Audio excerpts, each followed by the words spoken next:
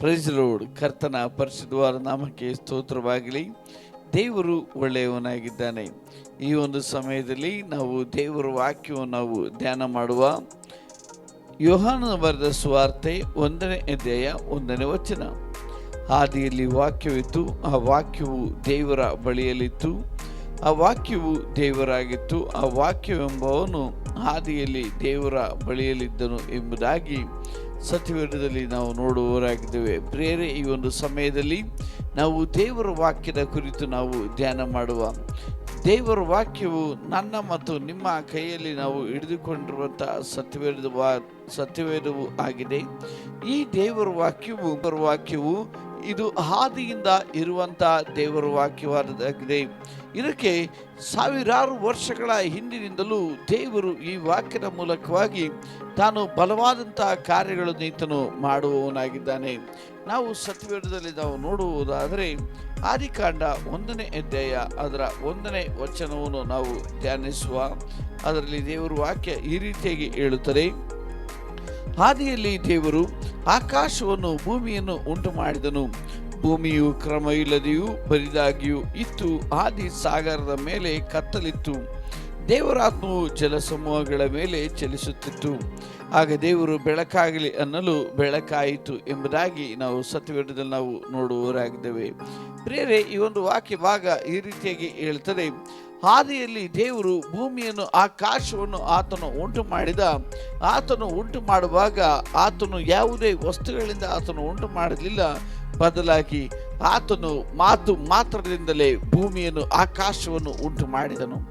ಆತನು ಮಾತ್ರದಿಂದಲೇ ಸಕಲವನ್ನು ಉಂಟು ಮಾಡಿದನು. ಗಿಡ ಮರಗಳನ್ನು ಉಂಟು ಮಾಡಿದನು. ಸೂರ್ಯ ಚಂದ್ರರನ್ನು ಉಂಟು ಮಾಡಿದನು. ಸಮಸ್ತವನ್ನು ಆತನು ಉಂಟು ಮಾಡಿದನು. ಆತನ ಮಾತು ಯೇಸು ಆಗಿದ್ರು. ಆ ಯೇಸುವಿನ ಮಾತಿನ ಮೂಲಕವಾಗಿ ದೇವರು ಸಮಸ್ತವನ್ನು ಆತನು ಉಂಟು ಮಾಡಿದರು. ನಾವು ದೇವರ ವಾಕ್ಯದಲ್ಲಿ ನಾವು ನೋಡುವುದಾದರೆ, ಅದೇ ಸತ್ಯವೇದದಲ್ಲಿ ನಾವು ನೋಡುವುದಾದರೆ ಇಬ್ರಿಯ ಬರೆದ ಪತ್ರಿಕೆ 4ನೇ ಅಧ್ಯಾಯ 12ನೇ ವಚನ ಈ ರೀತಿಯಾಗಿ ಹೇಳುತ್ತದೆ. ಇಬ್ರಿಯ ಬರೆದ ಪತ್ರಿಕೆ 4ನೇ ಅಧ್ಯಾಯ 12ನೇ ವಚನ: ಯಾಕೆಂದರೆ ದೇವರ ವಾಕ್ಯವು ಸಜೀವವಾದುದು, ಕಾರ್ಯಸಾಧಕವಾದುದು, ಯಾವ ಈ ಬಾಯಿ ಕತ್ತಿಗಿಂತಲೂ ಹದವಾದುದು, ಪ್ರಾಣ ಆತ್ಮಗಳನ್ನು ಕೀಲು ಮಜ್ಜೆಗಳನ್ನು ವಿಭಾಗಿಸುವಷ್ಟು ಮಟ್ಟಿಗೂ ತೂರಿ ಹೋಗುವಂಥದ್ದು, ಹೃದಯದ ಆಲೋಚನೆಗಳನ್ನು ಉದ್ದೇಶಗಳನ್ನು ವಿವೇಚಿಸುವಂಥದ್ದು ಆಗಿದೆ ಎಂಬುದಾಗಿ ನಾವು ಸತ್ಯವೇದದಲ್ಲಿ ನಾವು ನೋಡುವವರಾಗಿದ್ದೇವೆ. ಪ್ರಿಯರೇ, ಈ ಒಂದು ವಾಕ್ಯ ಭಾಗದಲ್ಲಿ ನಾವು ನೋಡುವವರಾಗಿದ್ದೇವೆ. ದೇವರ ವಾಕ್ಯವು ಸಜೀವವಾದದ್ದು. ದೇವರ ವಾಕ್ಯವು ಕಾರ್ಯವನ್ನು ಸಾಧಿಸುವಂಥದ್ದಾಗಿದೆ. ದೇವರ ವಾಕ್ಯ, ನಾವು ಹಿಡಿದುಕೊಂಡಿರುವಂಥ ಈ ದೇವರ ವಾಕ್ಯ ಇದು ಜೀವವುಳ್ಳದ್ದು. ಇದು ಎಲ್ಲ ಸಂಗತಿಗಳನ್ನು ಬದಲಾಯಿಸುವಂಥದ್ದು, ಎಲ್ಲ ಪರಿಸ್ಥಿತಿಗಳನ್ನು ಮಾರ್ಪಡಿಸುವಂಥದ್ದು, ಎಲ್ಲವುಗಳನ್ನು ಬದಲಾಯಿಸಿ ದೇವರು ತಾನೇ ಒಂದು ಶಕ್ತಿಯೊಡನೆ ಮಹಿಮೆಯೊಡನೆ ಬಲದೊಂದಿಗೆ ಆತನು ಚಲಿಸುವಂಥ ದೇವರಾಗಿದ್ದಾನೆ.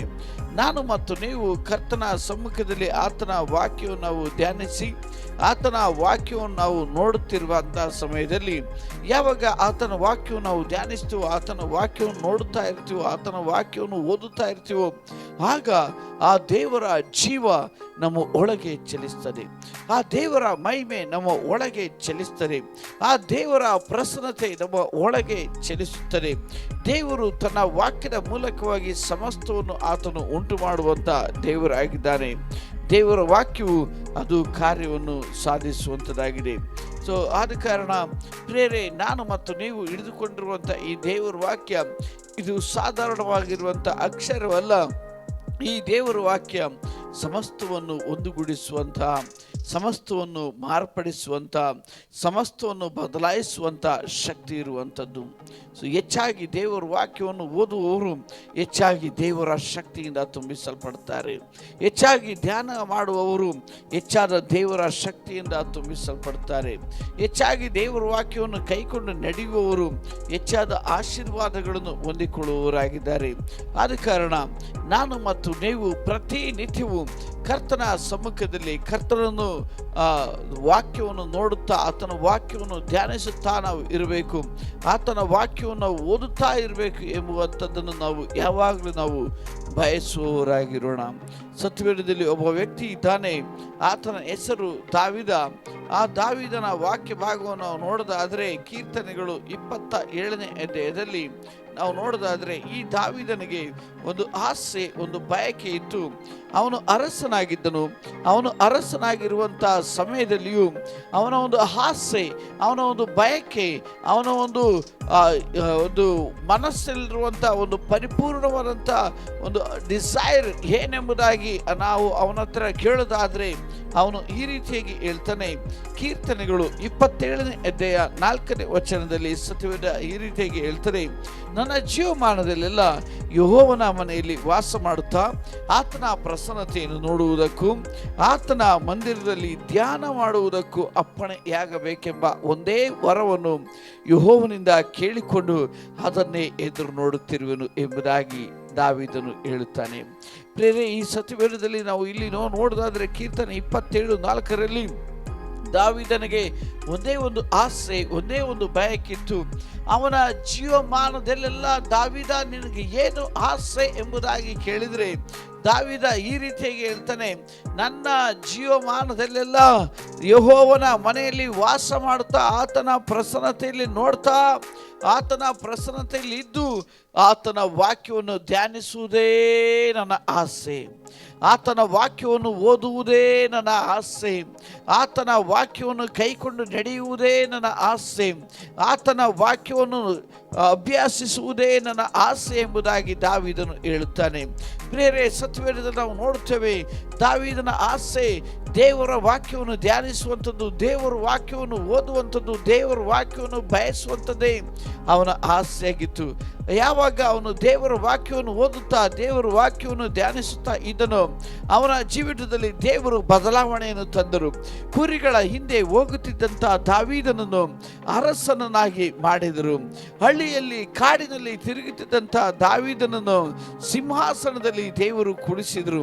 ಯೆರೂಸಲೇಮಿನಲ್ಲಿ ದೇವರು ಕೂರಿಸಿದರು. ಈ ದಿವಸ ನಿಮ್ಮ ಪರಿಸ್ಥಿತಿಗಳು ಏನೇ ಆಗಿರಬಹುದು, ನಿಮ್ಮ ಸನ್ನಿವೇಶಗಳು ಯಾವುದೇ ಆಗಿರಬಹುದು, ನೀವು ಕರ್ತನನ್ನು ನೋಡಿ, ಆತನನ್ನು ಸ್ತುತಿಸಿ, ಆತನನ್ನು ಆರಾಧಿಸಿ, ಆತನ ವಾಕ್ಯವನ್ನು ಕೈಕೊಂಡು ನಡೆಯಿರಿ, ಆತನ ವಾಕ್ಯವನ್ನು ಓದುತ್ತೀರಿ, ಆತನ ವಾಕ್ಯವನ್ನು ಧ್ಯಾನಿಸಿರಿ.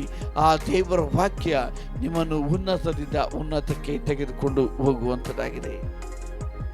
ನಿಮ್ಮ ಜೀವಿತದಲ್ಲಿ ಅದ್ಭುತವನ್ನು ಮಾಡುವಂಥದ್ದಾಗಿದೆ.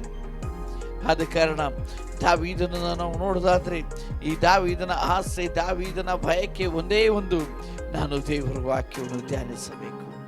ನನ್ನ ಹೃದಯದಲ್ಲಿ ನಾನು ದೇವರ ವಾಕ್ಯವನ್ನು ಧ್ಯಾನಿಸಬೇಕು.